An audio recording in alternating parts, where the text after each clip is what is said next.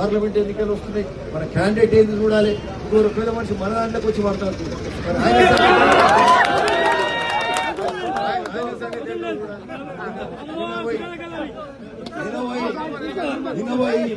ముఖ్యమంత్రి గారు కలిసిన సార్ అన్న మాది ఏంటి పరిస్థితి, ఇదేంటి మా వాళ్ళంతా పరేషాన్ అవుతున్నారు, కింద మీద అవుతున్నారు, మరి ఇదేంటి కథ అంటే నేను పోయి మాట్లాడడం జరిగింది. అంటే ఇన్ని దిక్కులు ఆలోచించాలి.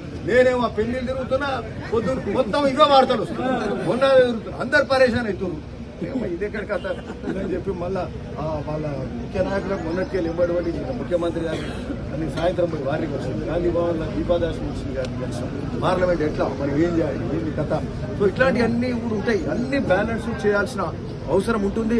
సరే ఏదేమైనప్పటికీ సరే ఇప్పుడు ఎట్లుండాలంటే ఓడిపోయిన వ్యక్తులు ఎవరని అంటే ఇంతో అంతో తెలిసిన వాళ్ళు అయితే ఇక పెద్ద మాటలు మాట్లాడాలని మనం పోయినసారి ఓడిపోతే ఏం చేసినాం, అరే మాకు 60,000 ఓట్లు వేసిర్రా, చాలా సంతోషం, ధన్యవాదాలు అని చెప్పలే.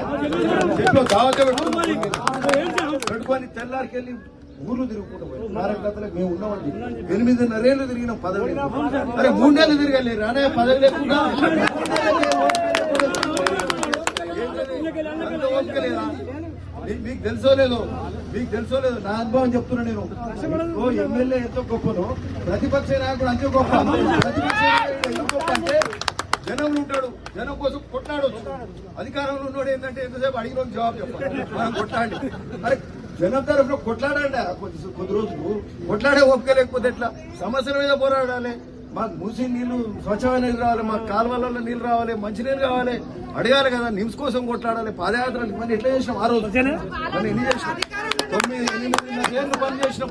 అంటే అయితే ఆ రోజు ఇంతమంది కార్యకర్తలు బలం చూసుకొని, ఒక నిమిషం అమ్మా, ఈ కార్యకర్తలు వీళ్ళంతా ఈ బలం చూసుకొని అంటే చాలా సంతోషం, ధైర్యంగా ఉండేది. అధికారం ఒకటే కాదు, ఇంతమంది బలం ఉన్నాం, ఇంతమంది కలిసి